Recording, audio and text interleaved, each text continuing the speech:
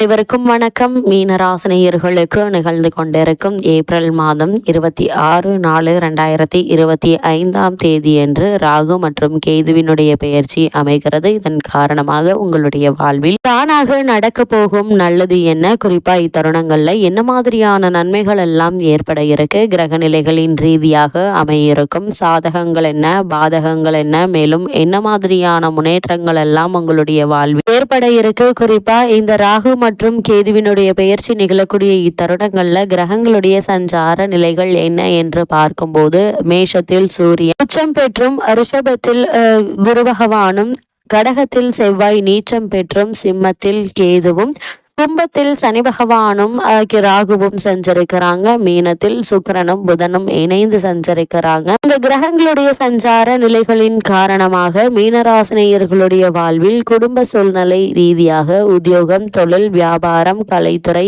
அரசியல் துறை, மாணவ மாணவிகள், விவசாய துறையினர், பெண்மணிகள் என அனைவருக்குமே என்ன மாதிரியான நன்மைகள் எல்லாம் ஏற்பட இருக்கு என்பது குறித்தான முழுமையான பதிவு தான் இந்த வீடியோல நம்ம விரிவா பார்க்க போகிறோம். அந்த வகையில் மீன் ராசியை சேர்ந்த பூரட்டாதி 4ஆம் பாதம் முதல் உத்திரட்டாதி ரேவதி வரை உள்ள நட்சத்திரக்காரர்களுக்கு ராகு உங்களுடைய ராசிக்கு விரயஸ்தானத்திலும், கேது உங்களுடைய ராசிக்கு ருணரோக சத்துருஸ்தானத்திலும் சஞ்சரிக்க போவதால் என்ன மாதிரியான நன்மைகள் எல்லாம் குடும்ப சூழ்நிலை ரீதியாக ஏற்பட இருக்கு என்று பார்க்கும்போது, வரவுக்கேற்ற செலவு இருப்பதால் சேமிப்பதற்கு சாத்தியமில்லைங்க. இருப்பினும் கடன் வாங்க வேண்டிய எந்த ஒரு அவசியமும் இருக்காது. அதே போல ஜென்ம ராசியில் சூரியனும், விரயத்தில் சனி பகவானும், அர்த்தாஷ்டகத்தில் செவ்வாயும் சஞ்சரிப்பதால் வீண் அலைச்சல்களும், அதிக உஷ்ணத்தால் அசதியும், சரும உபாதைகள் ஏற்படுவதற்கான வாய்ப்புகள் அதிகம் இருக்குதுங்க. கூடுமான வரையில் வெளியில் அலைவதை குறைத்துக் கொள்வது நல்லது. உடல் நலனை பாதுகாத்து கொள்ள பெரிதும் உதவிகரமாக இருக்குங்க. அதே போல் பிறருக்கு பணம் கொடுப்பதை கண்டிப்பாக தவிர்க்க வேண்டும் என்பதை கிரக நிலைகள் மீண்டும் மீண்டும் அறிவுறுத்தது. உங்களுடைய ராசிக்கு கலத்திரஸ்தானத்தில் அமர்ந்துள்ள கேதுவினுடைய நிலையின் காரணமாக உங்களுடைய மனைவிக்கு சிறு சிறு உடல் உபாதைகள் ஏற்படக்கூடுங்க. திருமண சம்பந்தமான முயற்சிகளை மேற்கொண்டு வரும் மீனராசினியர்கள் வரனை பற்றி தீர விசாரித்து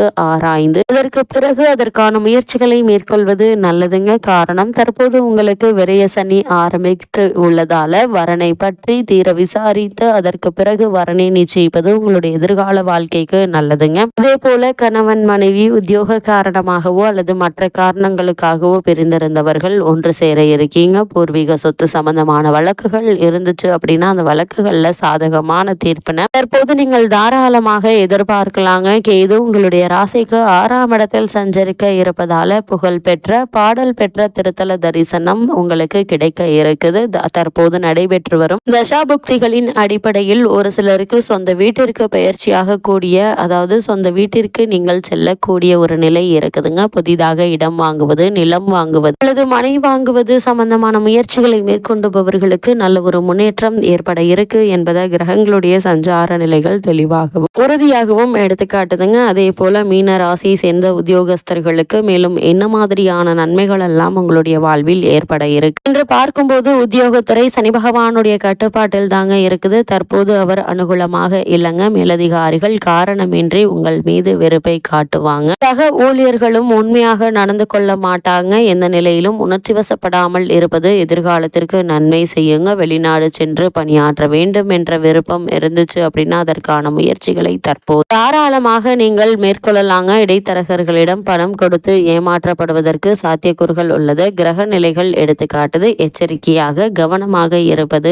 நல்லதுங்க. அதே போல் இவ்வளவு நாட்களாக உங்களுக்கு காரணமே இல்லாமல் மறுக்கப்பட்டு வந்த பதவி உயர்வு, ஊதிய உயர்வு, உத்தியோகத்தில் கிடைக்க வேண்டிய சலுகைகள் ஆகியவற்றை தற்போது நீங்கள் தாராளமாக எதிர்பார்க்கலாம் என்பதையும் கிரக நிலைகள் தெளிவாக உறுதியளிக்குதுங்க. அதே போல் மீன ராசியை சேர்ந்த தொழில் மற்றும் வியாபாரம் செய்பவர்களுக்கு ராகு மற்றும் கேதுவினுடைய விரயம் மற்றும் 6ஆம் இட சஞ்சாரத்தின் காரணமாக என்ன மாதிரியான முன்னேற்றங்கள் எல்லாம் ஏற்பட இருக்கு என்று பார்க்கும்போது, சந்தை நிலவரத்தை முன்கூட்டியே விசாரித்து அறிந்து கொண்டு அதற்கேற்ப உற்பத்தியை அளவோடு வைத்துக் கொள்வது நஷ்டம் ஏற்படுவதை தவிர்க்க உதவுங்க. அதே போல் நிதி நிறுவனங்களுடைய ஒத்துழைப்பு கிடைப்பது என்பது சற்று கடினம் தாங்க. அதே போல் மிக கடுமையான நியாயமற்ற போட்டிகளை சந்தையில் நீங்கள் சமாளிக்க வேண்டி இருக்குங்க. அப்படி சமாளிப்பதன் மூலமாக புதிய விற்பனை திட்டங்களை மேற்கொண்டு எதிர்பாராத வெற்றி காண தான் இருக்கீங்க. சக கூட்டாளிகள் உங்களுக்கு முழு ஒத்துழைப்பையும் தருவாங்க. அதே போல மீனராசியை சேர்ந்த ஏற்றுமதி இறக்குமதி துறையினர்களுக்கு வெளிநாடுகளிலிருந்து வர வேண்டிய பாக்கிகள்